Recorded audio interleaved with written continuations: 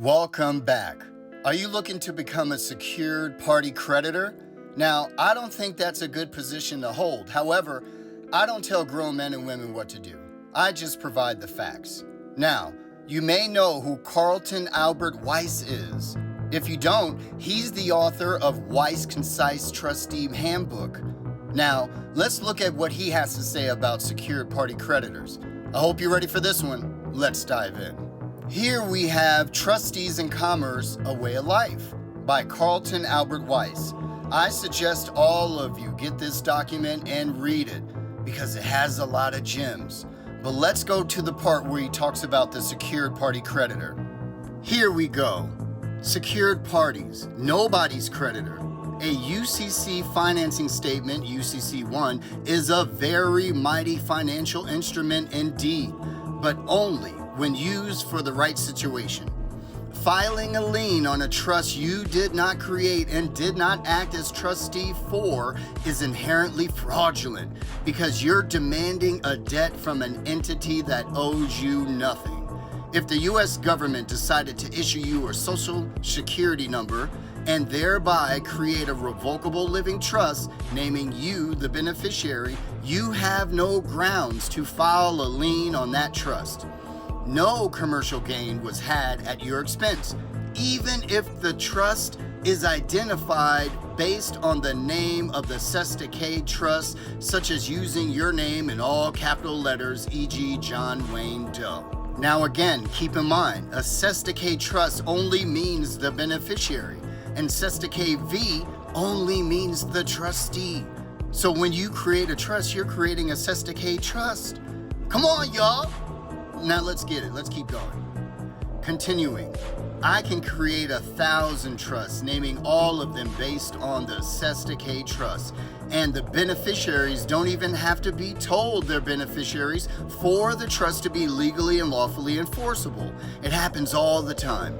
People discover they inherited an estate from a distant relative, and as long as they accept the benefit, when it comes time to distribute the trust does what it was created to do. Beneficiaries are merely there to benefit, not to decide. Beneficiaries don't need to be trusted by anyone to do anything, because regardless of what they do, by virtue of the graciousness of the settlor or grantor, they stand only to benefit from the decisions of the people put in control of the trust, the trustees. Therefore, one who is a beneficiary, one who benefits from a trust created by the U.S. government, has no recourse to file a lien when he discovers he's been made the beneficiary of a trust identified based on his name. There is not even a copyright violation because generally, names alone are not intellectual property. The substance represented by the name is the intellectual property.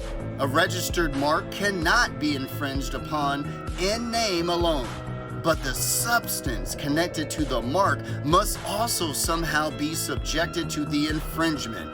I can call anything, as long as the substance is original, which is why you have many different books by the same title. Now here's where it gets good. Check this out. To approach the commercial aspect of the creditor-debtor relationship, for instance, with a 1099 original issue discount or 1099 OID, without understanding the pivotal role trust law plays in all of this is useless.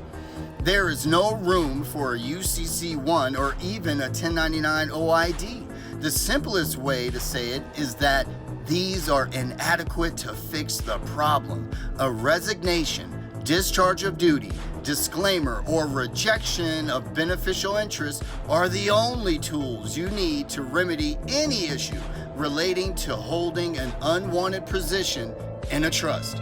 If you don't want the duty, then resign. If you don't want the benefit, then reject it.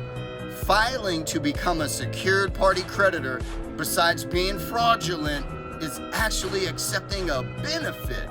The benefit associated with the Secretary of State publishing your commercial recording. So to wrap it up, even the author of Weiss Concise Trustee Handbook says it's not a good idea to be a secure party creditor. You might as well become a trustee. Join the Trust Workshop. We're going to be creating trust this Sunday, July 6th, and every other Sunday thereafter. Becoming a secure party creditor is actually fraudulent and is going to put you in a bad position because it's not exactly what you think it is. So I hope this helped out.